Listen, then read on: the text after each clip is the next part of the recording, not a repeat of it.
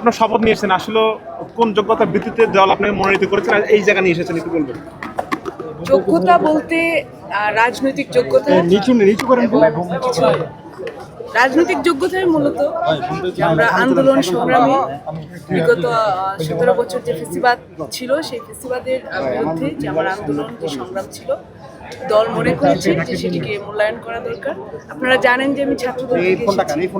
তো দল ছাত্রদল থেকে কাউকে মূল্যায়ন করছে, এটি আগামীতে যারা ছাত্রদল করবে, আগামীতে যারা মেয়েরা রাজনীতি করবে তাদের জন্য এটি একটি দৃষ্টান্তমূলক কাজ হয়ে থাকবে। একজন তরুণ নেত্রী হিসেবে আপনি একমাত্র বলা যায় যে সংসদ সদস্য এবারে, সেই জায়গা থেকে আপনার অনুভূতিটা ভিন্ন রকম। না, আমি একমাত্র না, অনেকেই আছেন যারা তরুণ, সবাই তরুণ, তো একমাত্র আমি না। শিক্ষাতে কিন্তু ঢাকা বিশ্ববিদ্যালয় এখন রানিং।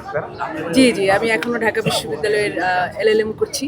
এখন আমরা রাজনীতি করি, আমাদের স্বপ্ন ছিল যে আমরা একদিন সংসদে আসব এবং দল আমাদেরকে মূল্যায়ন করবে।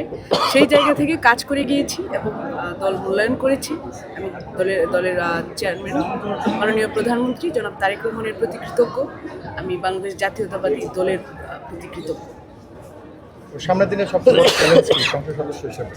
সংসদ সদস্য হিসেবে নয়, শুধু একজন মানুষ হিসেবেও সামনের দিনে যে চ্যালেঞ্জগুলো আসছে, সামাজিক রাজনৈতিক বিভিন্ন প্রতিবন্ধকতা, দেশকে এগিয়ে নিয়ে যাওয়া এবং দেশের মানুষের আত্মসামাজিক এবং ভাগ্য উন্নয়নের কাজ করার মধ্য দিয়ে আমরা সেই সব চ্যালেঞ্জকে মোকাবেলা করতে চাই।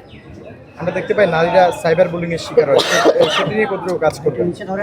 সাইবার বুলিং একটি গুরুত্বপূর্ণ ইস্যু এখন এবং বড় সামাজিক ব্যাধি বলা যায়, যে যেটি মেয়েদের প্রতি সবচেয়ে বেশি করা হয়। মেয়ে ছেলে সবার প্রতি করা হয়, মেয়েরা টার্গেট বেশি হন, বিশেষ করে রাজনৈতিকভাবে যে নারীরা সম্পৃক্ত।